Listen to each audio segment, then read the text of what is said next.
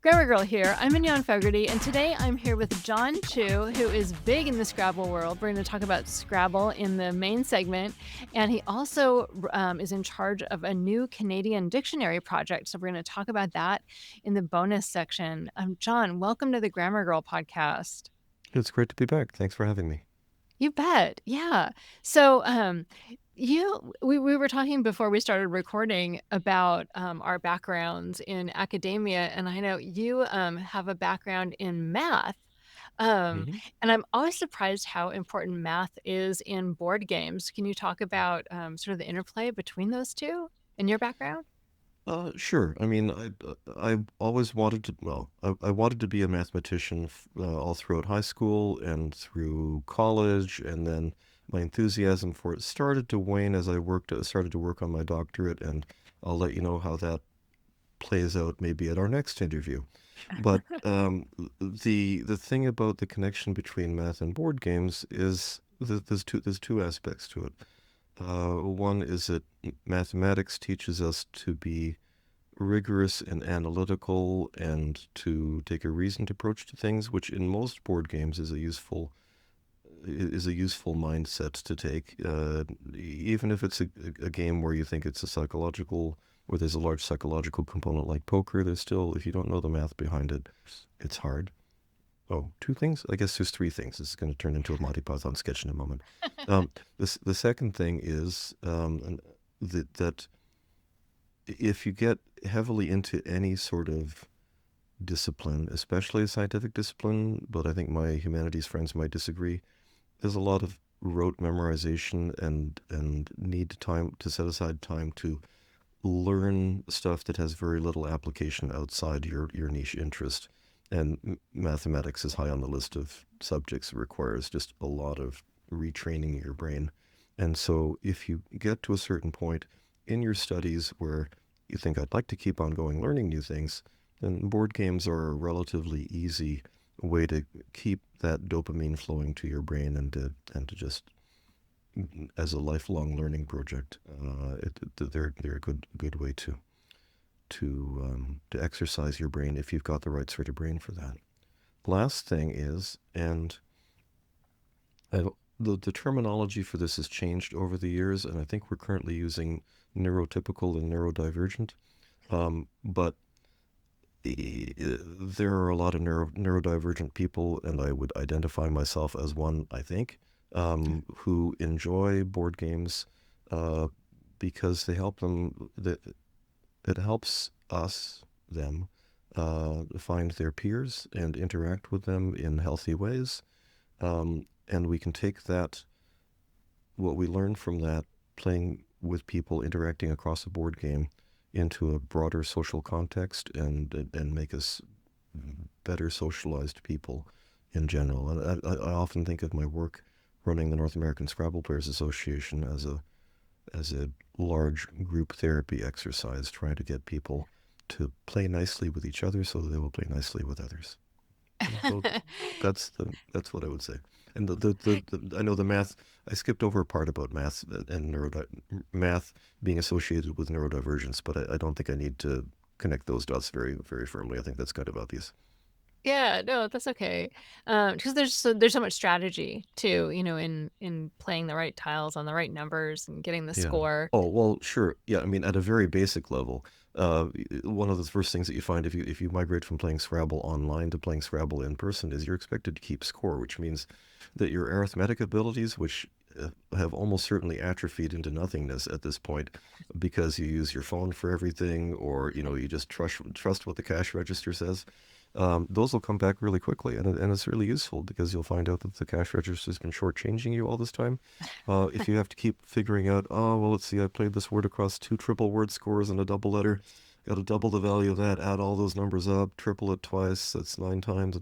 Yeah, there is some mathematics required, not some arithmetic required in Scrabble. And then there's also, as you say, the strategy part of it, where you need to be able to um, visualize, and I'm going to get back to that word in a moment. You need to visualize the future outcome that the game may take, and you need to choose a path along that tree of possibilities to decide what's most likely going to lead to your exceeding the score of your opponent by at least 1 point, which is how a good friend of mine, the current world champion, described the object of the game of Scrabble. He had to Is it outscore a your little opponent bit by like 1 point. chess in that way, where you have to plan ahead? Yeah, well, people say that soccer is a beautiful sport, but Scrabble is the most beautiful game in the world. And one of the reasons for that is that it's got a little bit of everything. It's got a little bit of luck. It's got a little bit of strategy. When you're starting off the game, it's very much like a card game where you're dealt a random hand, and you need to figure out what to do.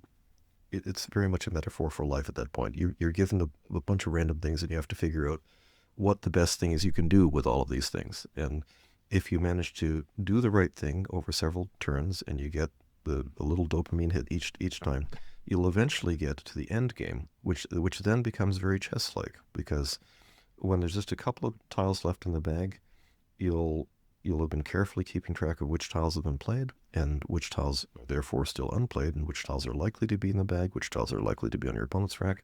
And you'll think, okay, if I do this, then I'll win if that tile is in the bag. And then when you draw that tile out of the bag, and it is or it isn't, then you'll have a completely chess-like situation where it's a total, I do this, he does that, I do that, this, they do that, I do this, and then they win, or I win by 5 points, or whatever. So yeah, there's a random part to begin with, and then there's a deterministic part at the end. So it's both. Yeah, it almost reminds me a little bit of counting cards in blackjack, except that the tiles that have been played are all out on the board, so you can see them. You don't have to remember them all. Yeah, and there was a similar debate early on in the history of the competitive game as to whether or not people should be allowed to count the tiles. You get in trouble if you count the cards too visibly in a casino, but everybody expects everybody to be counting tiles in Scrabble in real life. And if you're playing, like I say, that's another thing you have to learn how to do when you migrate from playing online to playing in person, is you have to manually keep track of the tiles and know how many of which ones there are. But it's so much richer a game if you have a sense of which tiles are still in play. Even in the middle of the game, if you notice that the game has been vowel heavy or consonant heavy, or if you know that all the S's or blanks are gone, that can make a big difference to your ideal strategy at that point. Yeah. I mean, do people like keep track on paper? Like do they keep track of the ones? Because it Yeah, might be hard to hold it all in your head. it depends. Most Is a that very allowed, I guess I'm yes, asking? yeah, and almost everybody keeps track of it on paper. Some very few people will have enough of an ability to absorb that abstract information that they will know how many tiles are left, but that's a waste of your brain. You should be using it to strategize rather than to count. Some people will use devices that they've constructed for the purpose, or they'll just take a sheet of paper that has all the letters on it that's been laminated, so they can use a dry erase marker on it. Used to be, and I don't know if they still do this, there were some very observant, I'm sure they still do this, there were some very observant Orthodox Jews who, when they were playing on the Sabbath, would, in order to avoid the prohibition on writing on the Sabbath, they would take an extra set of tiles that were of a distinct design, like from a travel set, and they would manually flip those over as they went, and we're fine with that as tournament organizers, as long as whatever they're doing is of equal or greater effort than what regular players do. Wow. Yeah. I mean, I saw someone commenting that it's surprising that the Scrabble players can grab their own tiles from the bag, because it seems like that would introduce the, slipping in a tile of your own or something. Has that ever Yeah, happened at a tournament that you know of? so I'm frequently called upon to adjudicate rules infractions at tournaments. At the national championship, it would have to be a pretty serious thing for it to escalate to my level. But if it's just like a warm-up event or a weekend event, then I am called to enforce the rules or adjudicate the rules. And for sure, the vast majority of rules infractions have to do with the tile drawing process. Either people draw too many tiles, or they're not correct about the etiquette for the tile drawing. So this is a tile bag. Everybody Okay. has tile bags of their own particular design or favorite. I like penguins, so mine has penguins on it. I like It penguins has too. It's sort of it a has a medium-sized bag with a drawstring at the top for listeners. yep. It has a drawstring. It's knotted so it doesn't come out. It is yeah, I don't know, but there is Like a four standard size for it. inches.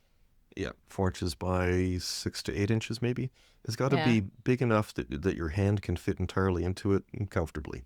So I raise the tile bag so that its opening is at or above my eye level. That's to make sure I'm not looking into the tile bag. Mm. I make sure that you can see the top of the tile bag. That's so that you can be sure that I'm not dropping tiles back into the bag. I Mm. open up my hand that I'm going to put into the tile bag so you can make sure that if I'm not a magician, I'm not hiding any tiles in my hand. If I were a magician, I'd have them, I don't know, glued to the back of my hand or something. I then stick my hand into the tile bag, make that rattling noise that is familiar to anybody who's ever been to a Scrabble club, and I draw out the tiles. Some people draw them out one at a time and put them down. Some people will take all of them out. And so, I got an S. That's good. One of the best tiles in the game. And I got an E. Ooh, ES is like one of the best combinations. And a C, SEC, so I could play SEC, which is the abbreviation for a second. I wouldn't do that unless I was hooking the S to make a longer word or hit a, a bonus square. Anyway, so there's all that protocol to it, but at every step something can go wrong. If I overdraw, then there's rules about what to do if I overdraw tiles. If I overdraw tiles and then mess up the protocol for if I've overdrawn the tiles, there's rules to deal with that. And so I would say a good quarter of our rules have to do with mishandling, with tile infractions. And this is something that it's a good reason to learn to play online because it's something you don't have to worry about online because the computer gives you the tiles. On the other hand, there have been many, many cases in the past of people discovering that the RNG or the randomization of tile drawing on online computer systems is not completely random, and that people were getting again shortchanged from seeing the same tiles too often, and so many people, in fact, one former world champion, said that he feels luckier when he can draw tiles himself than when a computer draws tiles, which is an odd thing to say. And especially if you think too carefully about the fact that the only way that could be true, assuming the computer software were accurate, would be if he was manipulating the tiles in some illicit way, which I don't think he was in this particular case. He just wasn't thinking about what he was saying. But I wonder, so when I hear that the randomness isn't really random, I wonder, like, were people taking advantage of that knowledge when they were playing online? Because you could people make have, assumptions mathematically, like if you know that you're going to yeah, get more yeah. R's or something like that. People have done that in the past. I think in the most recent incident, it was just an annoyance and a curiosity. I don't think anybody exploited it. But there's a platform called Woogles.io, Woogles, where all the cool kids play these days. It was developed during the pandemic as a pandemic project by some temporarily out of work software developers in the community, and they ran into this problem. And the mathematical problem, if I can put on my mathematician hat for a moment, is one of measuring entropy, that is to say, randomness. And if you think about how much randomness there is in the process of drawing 100 tiles out of the bag and how many different ways that those could come out, that's a huge number of different ways, and therefore a huge number of different games that could be played. And in particular, if you're using a standard computer function to generate a number, and that random number only has 32 or 64 bits of randomness, entropy to it, then it's not going to be enough. It won't. What you'll end up seeing is patterns repeating as to which tiles end up getting drawn from the bag. So if you're listening to this as a computer science student, then the correct method is to ask for more entropy every time you draw a tile, rather than once at the beginning of the game to set a random. You can't set a random seed, as the gamers and the software developers say, to choose which game you're playing, because there aren't enough games to match the number. There aren't enough seeds to match the number of games. Interesting. So is there anything else interesting that can go wrong in a live play tournament? Have you ever had the power go out, or or Oh, what are some well, odd things that people do? I need to stop talking about things that can go wrong with tiles. I mean, people can people can palm tiles. People can be falsely accused of palming tiles. People in one world championship several years ago, there was a serious accusation that someone had slipped a stray tile into a pocket or somewhere on their person, and there was demands for the person to be strip searched, and it's sad that a very small number of people, somewhere, I think something like, in my experience, it's less than half a percentage of people will try to cheat rather than study to play Scrabble, and we've got mechanisms in place to prevent that. But as far as weird things that can happen, when you've been running tournaments for as long as I have, pretty much anything can happen. We get medical emergencies. So Oh. if you've got like a few hundred people playing a really mentally intensive game for 5 days, on average, you typically have some sort of minor medical incident for, I think, 1 out of 100 people per day, and some sort of something requiring a hospital trip, somewhere on the order of 1 or 2 people per 1,000 per day. And I imagine people that run bigger tournaments than I do have to deal with this more often. But one of the first things that we do when we're planning a new location for a tournament or a national championship, Cedar Rapids, Iowa this year, 2026, is we scout out the quickest path to the nearest emergency hospital, because we've had people have seizures, strokes. There was a woman 2 years ago playing in a tournament where she sat down to play a game, and her opponent said, "I'm not playing you. You're not medically fit to play." And the woman Huh. said, "I'm the judge of that. You can't tell me." And her opponent said, "Well, I'm a retired nurse, and I can tell that you're having some sort of serious neurological disorder." And the woman basically said, "Well, don't we all?" And the nurse said, "Well, I know that there are doctors in this room, and I'm going to ask the tournament director to call a doctor over to examine you." So they called me over. She called the director over, called someone over who called me over, and then I knew which doctor to come and ask to talk to this woman. And he looked at her and said, "Yes, ma'am, you're having a stroke. You need to actually go to the hospital right away if you want to be able to retain your vision and your cognitive capacity." So I personally drove her to the hospital, and as I was driving her there, she was saying, "Oh yeah, this sort of thing has been happening to me on and off every day. Every few weeks I get this issue, and I thought it would go away on its own, but really, if you can't see out of half the side of one of your eyes, go see a doctor. Go talk to a doctor. Anything. Take. Wow. So Wow. these. So you say So Scrabble saved your life. yeah, indeed. I'm Uh, curious, did you grow up playing Scrabble? How did you get into the competitive Scrabble scene? my father passed away at the ripe old age of 100 last year. Wow.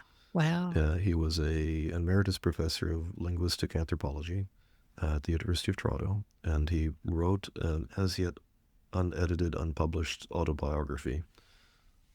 It's going to take a lot of editing as his literary executor. It's written episodically, and it shares way too much about some things. But one of the things that he mentioned in it is that he had happy childhood memories of his grandfather on Sundays would invite all the kids in the neighborhood over to play board games at their house, and this is like in the 1930s.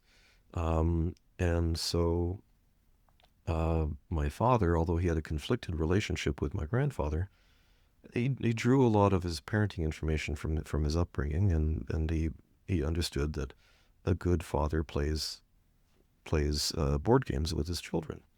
Now, I'm pretty sure that my grandfather let my father win a fair amount of the time, because my father was, may he rest in peace, not a really good loser. He was a really sore loser. In fact, I learned very early on that he would refuse to play a game with me if I beat him, even a game of chance.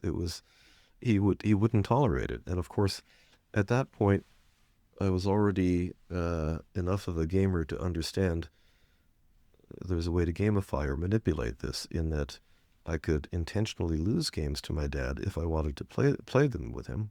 But then, whenever there was a new board game that I wanted to try out, all I needed to do was beat him at the game we were playing and say, "Hey, why don't we try playing Scrabble next or something?" And then he would run out and go get me a Scrabble set. So, I grew up with, I don't know, 100 board games in the house, and now I've got maybe 500. But, and my kids have grown up playing board games and playing Scrabble as well.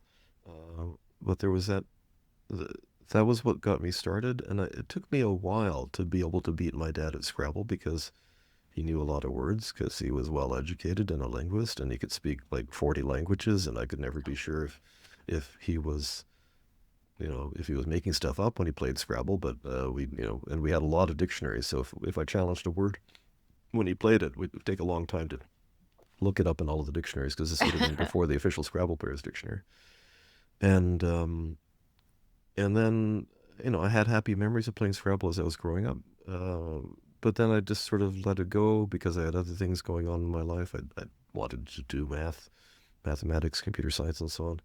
And in the late 1980s, I found myself living in eastern France, in the city of Nancy, the ducal capital of Lorraine, and I was working for the oldest printing company in France and gradually losing my English fluency. So at the time, I spoke English and Japanese as I'd been raised to, and moderate amount of French that drastically improved, and a little bit of Spanish and a little bit of German and some Latin and Greek. And sorry, didn't speak Latin and Greek. Very few people. I only know a few people who speak Latin and Greek. I was reading and writing those. But I found that my English fluency was going because I was just thinking and working in French all the time. And I walked past this toy store in Nancy that had a Game Boy cartridge to play Scrabble with. And I thought, Scrabble, that would be good for my English. As so many people around the world over the decades have made the catastrophic mistake, a similar mistake, I thought Scrabble would be good for English fluency. Anyway, so I started playing the Scrabble on this Game Boy, and I thought, wow, this is a much better opponent than my dad. And in fact, this game can beat me sometimes. And I'm thinking, I need to learn what it's doing. I need to figure out. And I got into the mindset of competitive Scrabble, which is forget about the fancy words, forget about showing off, your English literature words to your girlfriend or whatever. Forget about trying to play dirty words. Just try to play the words that score the most or that will win you the game. And so I got hooked on that, and I played it for a few years, and then I eventually came back to continue my graduate studies. And I was playing. I did my comprehensive exams at the beginning of or after a year of graduate studies. And I got totally burnt out by the experience. I thought I never really want to look at a mathematical equation again after these comprehensive exams. I got over that part, but I thought I need a hobby. And it was 1993. I went online. There was an internet in 1993, and people actually, it was a brand new thing, and not too many people knew about it.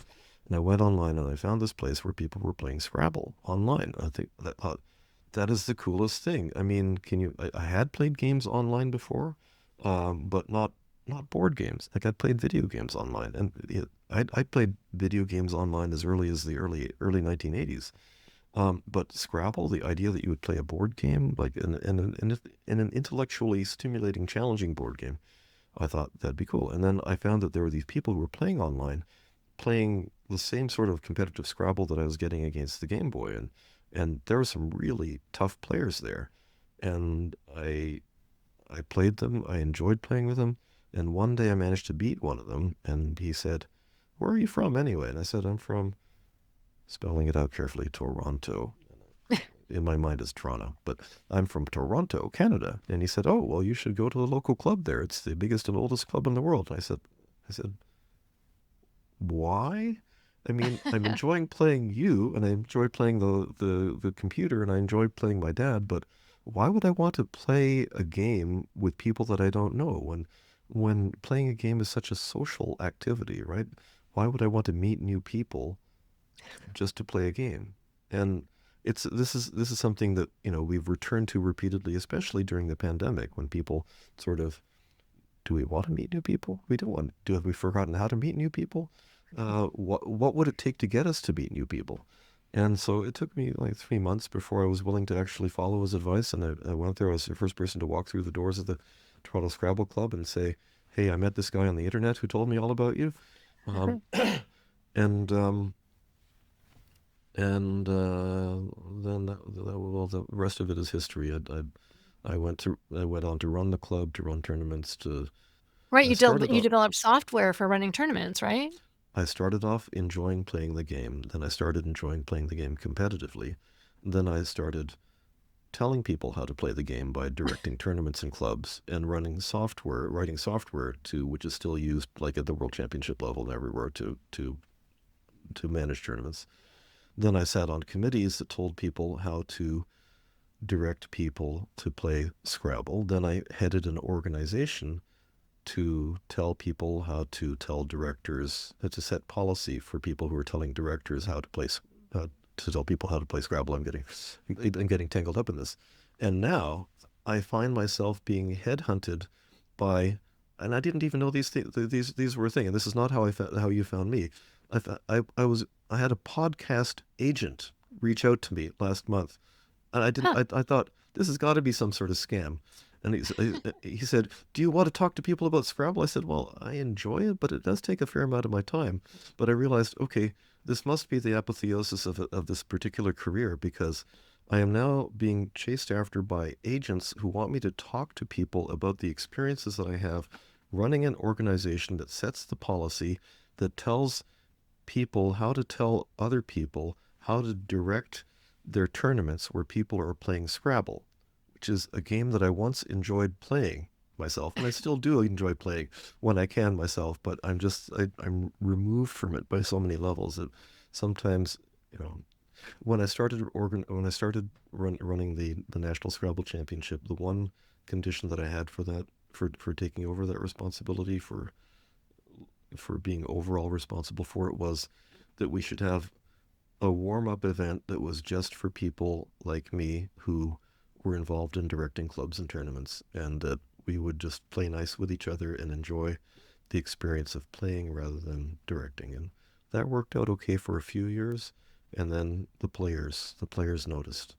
The players Hmm. noticed and said, "Can we play in that too?" So now, instead of getting to play in it, I just watch while like a quarter of the field shows up early to play in the warm-up event. And um, when I say players, I say it with the same mixture of affection and disgust that system administrators refer to their users, and shopkeepers refer to their customers. Well, that's amazing. I don't think I was aware of podcast agents. We definitely don't use them. I met you at a Scrabble conference that was in my hometown. I don't know, 10, 12, 10, 15 years 10, ago 10, now, 10 and years ago. Yeah, yeah, was it that long ago? yeah, Yeah, so yeah, and we talked back then, and it was so interesting, and then I think, someone who knows you suggested I should talk to you yeah. again, and I said, "That's actually a good idea. It's so Yeah, interesting." and to be clear, I haven't actually signed up with it with any podcast agents. I still think, I think it's nice to have these things evolve organically. So Yeah. Well, yeah. one of the things that surprised when you talked about being in France, one thing I learned from you that surprised me that I think people would like hearing about Mm-hmm. is how the letters are worth different tiles in different Mm-hmm. versions of the game. So the letters in if you're playing in France, Mm-hmm. tiles have different values than they do when you're playing in Canada, Yeah, right? yeah, and I don't have them all. I don't have the French values all memorized. The ones that stick in my mind are the W and the K are the hardest tiles to play in French Scrabble, so they're worth 10 points, where the W is 4 and the K is 5 in English, and the Q and the Z, or Z tile as you guys call it, are worth 10 points in English, but a lot less. I don't remember, but they're probably 4 or 5 in French. So I Yeah. did a 1 year. I ran a tournament for the American Translators Association where you could play in whatever language you wanted to, and you could have your choice of, if there was a word that was acceptable in more than one language, you could designate whichever language you wanted to say that it was in. So if you, for instance, played the word whiskey and you played it in English, that would be far fewer points than if you played it in French, because it has the W and the K in it, so it would be worth at least 20 points. Yeah, that's Um, fascinating. And it makes sense because the letters are used at different rates in different yeah, languages. yeah, and it's there's a general feeling that that some of the tiles are undervalued or overvalued, but that evolves with language as well. And also whether there are too many of some tiles or fewer of others. I think the one thing that people are consistent about is that everybody agrees that there's one too many eye in the bag, because there are 9 eyes, and there really ought to be 8 for a more enjoyable playing experience. It's too easy to get too many eyes on your rack. There's a to get mathematical again for a moment. There's a concept called equity, which I think people use in backgammon and poker as well. It's the value of the tiles in your hand, and what they're going to, not the face value, but how they are likely to affect your final score in your game. So like the blank has a face value of 0 points, but to an expert, it could be worth 25 or 30 points. As soon as they draw the blank, they know that their final score is going to be up by an average of 25 or 30 points. Well, these equity values, they depend on your style of play. Like if you are just a beginning player, the equity value of a blank might in fact be 0 points, because you don't know what to do with it. Like an expert player would typically use it to score those extra 25 or 30 points by laying all 7 tiles down at once and getting the bingo bonus. But if you're just a person that would stick it at the end of the end of a word to make it, then call it an S, maybe 0 points. But so the letter I, it depends on the calculation, but my mental approximation for it is that it has an equity value of -4 points, and it's cumulative. So if you've got a rack that's got 3 eyes on it, on average, you'll score 12 points fewer than if you've got no eyes on your rack. So Wow. bad toss. Do people ever play? I imagine people have house rules. So do some people play and just take out one of the eyes? I know when I play with my husband, he gets obsessed about using all his tiles, and he will sit there for like 20 minutes looking at his tiles. And so we've had to institute a time limit on how long you can think. So that's our house rules. And do people play without the eyes? And what are some other things that people do to alter the play? Ooh, nobody's ever actually suggested, because everybody's so hidebound with the rules. I might actually suggest quietly removing the eye from a game. You are supposed to check that all 100 tiles are present by squaring them off on the board before you start playing. There are a lot of fun variations for people who find regular Scrabble not challenging enough, or not or maybe boring.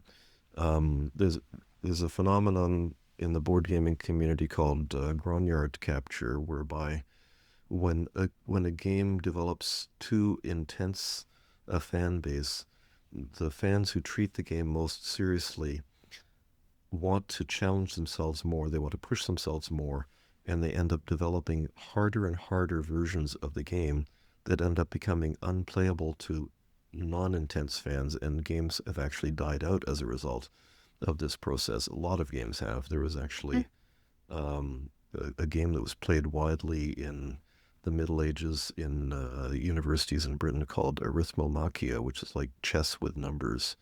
And you could stack up pieces with numbers and multiply, and you'd capture things by making equations where if you pointed a 2 and a 3 at something and it had a value of 6, you could take it. It was a cool game, but nobody plays it anymore because it just got way too complicated. And so as examples of ways in which people complicate Scrabble that are not necessarily good things for people to try at home, one of the more popular ones is a variant called Clabbers, Clabbers, which is just a random rearrangement of the letters in Scrabble. And in Clabbers, you can play the letters in whatever order you like. So those letters that I had before, the SEC, I could lay those down as CES, ECS, CES, SEC, SE, 6 different ways. And if my opponent challenged, then I would have to say what the word was. But otherwise, and the beauty of that game is that if you want to hook a letter onto the end of the word because you're making another word in parallel, it vastly opens up the possibilities for that. So you could have the word CES, not a word, but good in clappers on the board, and you could stick an I on the end of it to make CESI, which is even less of a word, but it's also good because it's like ices, ICES. You could stick a V on it to make CEISV or whatever, CESIV, and that would be vices, and so on, right? And then an H to make CISVH, which would be chives, and eventually you could get to achieves or whatever. But so Oh, I that's see. one, So as long as you can rearrange the letters to form a word, as long as it's you could, playable? right? But they stay on the board in the scrambled order. So that's clabbers. Another popular variant is one called if only, where you're allowed to take, as long as you play, you pick a number, like a minimum threshold. Most people use either 40 or 50, and you say if you can play a word that scores at least 40 points, say, you're allowed to do so while taking one of your tiles and putting it face down on the board and making it into a blank. Like this evolves from people, the idea of people thinking, oh, I could play this cool word if only I had this tile. And well, in if only Scrabble, you can always, as long as you have a cool word to play, you can play it by turning one of your tiles into a blank. And then there's a sort of further twist to it where you can pull that tile back off the board if you have the matching tile and you remember what it is and so on. The third, Oh, oh, yeah. yeah. But actually, as far as you and your husband are concerned, you should use a timer. When I first started playing Scrabble, before I started going to the club, our house rule was whoever's not on turn gets to read the dictionary. And so Mm. this was a strong incentive for the person who is on turn to make their turn as quickly as possible, because the person not on turn is going to pick up the dictionary and say, okay, I've got these letters here on my rack. I'm just going to list all 5,040 permutations of them and see which ones are in the dictionary. And if you take too long, I'm going to find my bingo. So Yeah. that's one way of sort of combining, skills improvement or education with time control. But there are plenty of timer apps. You can use a chess app if you want, but the problem with chess apps is that they end the games when the time is up, whereas you're allowed to go overtime in Scrabble. But there's for iPhones, there's an excellent app called Ulu, spelled ULU, that includes not only word lookup features, but it's got a timer built into it, so you can get a sense of what it's like to play with a 25-minute timer. The 25 Yeah. minutes Oh, meaning you're allowed to play. You got 25 minutes to play all of your turns, like so about 2 or 3 minutes a turn. I love the dictionary idea, and I think he would like the if only version too, because I think he just sits there thinking, if only I had an H, if only I had, Yeah. we could move it forward. It just So, one of the important things you do is you develop the list of playable words, and so I'm Yeah. interested in hearing about that and how that interplays with the Merriam-Webster, like the official Scrabble dictionary. The Merriam-Webster publishes an officially licensed by Hasbro product called the Official Scrabble Players Dictionary that nobody uses. Um, it's official in that it's officially licensed, but it is not used by tournaments anywhere for a bunch of reasons. Uh, One Why? is that it doesn't go past 8-letter words, so and it's not uncommon for people to actually manage to get a 9-letter word onto the board. And we used to get letters all the time from people saying, I played this common 9-letter word and it wasn't in the dictionary, and we have to point out to them, or do you see any 9-letter words in the dictionary? No, that's why. So that's one thing. There are also, and this could be the subject of a whole separate conversation, is there are questions as to which words are appropriate for families to use, for kids in school to use, and for adults to use. And this has led to a whole series of newspaper articles and controversy. And the current rule is that if you're playing in a school environment, you're not allowed to play any offensive words, including, you know, not to get too explicit, but not allowed to play the N word, not allowed to play the F word. But also, if you look carefully at Merriam-Webster's website, you're not allowed to play the V word. And which word would that be? That would be the word vegetable, because the word vegetable could be offensive if used to refer to someone who is in a very Oh. diminished state of consciousness. And Oh. so that's probably taking things a little bit too far. And so for tournament purposes, this is one of the reasons why we split off many years ago, and I now edit the NASPA word list, North American Scrabble Players Association, where we permit offensive words, but not offensive slurs, and we do permit words that are only offensive in some contexts. So to give more specific examples of that, you can go to a tournament or a club and you can play the F word. We're fine with that. We're all grown-ups and nobody will snicker at you or think worse of you. You're not allowed to play the N word because that's an offensive slur, and that's a word where if you used it to refer to someone at a tournament, you'd be in violation of our code of conduct and probably whatever contract we signed with our venue. So there's an interesting sort of delineation there that we had to make, and once we'd figured out what the right thing to do was, Hasbro and Mattel followed suit and changed the official rules of Scrabble, saying that offensive slurs are not acceptable regardless of the level of play. So since then, or well, actually for a while now, NASPA's been editing the NASPA word list since 2020 without the offensive slurs. And if you look in pretty much almost any popular online word game or word game app, there's a good chance that you'll find that you're actually playing with the NASPA word list, because we've got about 100 licensees to our product, because it's, especially in this day of large language models and generative AI and so on, having a list of words that's been meticulously, scrupulously examined by actual human beings to make sure that every word passes some strict criteria for acceptability it's valuable, and it's time and effort that people would rather license from someone who's already done it than to put the work into doing themselves. So most games, word game apps that are reasonably popular in North America use our word list, which is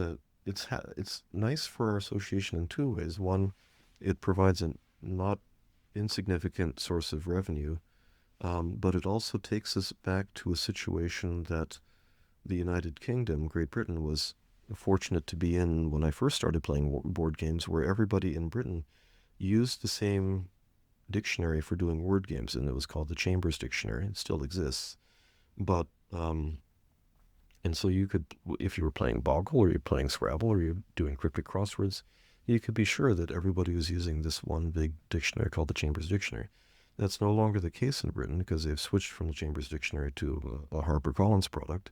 But we're moving in North America more and more towards word game lexicon harmony, which is an unexpected sort of side benefit of the work that we've put into with developing our official NASPA tournament word list. Yeah. So if someone wants to go from being more a casual player to more of a competitive player, I know, one of the things the competitive players do is they memorize words. Is that Mhm. sort of the primary thing that you would tell people to do, is just start memorizing words, or are there other strategies that people can learn to quickly up their game as well? The quickest way that you can improve your score substantially is to memorize all of the two-letter words, and there's about 100 of them, depending on which list and which area you live in, which list you use. And you can memorize a list of two-letter words easily in a day. I mean, there are people who memorize 1,000 words in a day, and two-letter words are easy to memorize. You don't have to memorize their meanings. It is a good idea to memorize whether or not they take an S on the end. But once you know the two-letter words, the reason that you want to learn them is because they let you make overlapping plays. Someone plays a word across the board. If you can make, someone plays like a three-letter word across the board, and you make another three-letter word that's immediately on top of that, you can play that if all three vertical two-letter words are acceptable. And the only way you can know whether that's true is to be sure of your two-letter words. This gives you, and the more words you play in a turn, the more points you score. So instead of just scoring that three-letter word, you're scoring it at least double because it's counting both ways, and you're counting whatever points were on the board to begin with. On top of that, if you focus your attention initially on the so-called power tiles, the ZX, QJ, and you pay attention to when there's a bonus square next to a vowel, like if there's an A with a blank, an A right before a triple letter square, then you put the X on the triple letter score, and that would score 3 times 8 for the X is 24 points, plus 1 for the A. But if you then make like the word X or ox in the other direction, you get to count both of those. So now that X that was worth 8 points on your rack has given you a 50 point 50 point play. And so if you're thinking about, and you can do that, on average you'll get half of the power tiles. So if you memorize all the 2-letter words and you know how to use them, that'll give you at least 30, 40, maybe 50 extra points a turn, a game, which will be enough to win. Wow. Beyond that, there's a sort of chicken and egg situation of should you learn more words or should you learn more strategy? And my general advice for that would be, once you know your 2-letter words, find someone who's better than you to learn to play Scrabble with, especially at Woogles.io, or there are apps to play good Scrabble against that have good AIs built into them. Play Scrabble intensively, repeatedly against them, but learn from your mistakes. Most good software will come with some sort of teaching mode where they tell you, well, you should have done that or you should have done this. And see, like, keep track of what your problem is. If you're not seeing the 3-letter words, then go back and study your 3-letter words for a bit. If you're missing 7-letter bingos, start going through the 7-letter bingos in probability order. And What are your favorite apps? there's a tool there's a word study and word lookup tool called Ziziva. I pronounce this the American way because it takes too long to say it both ways. ZizzYva, which its slogan is the last word in word study, because it was named before the 3-letter word ZZZ was added to our dictionary.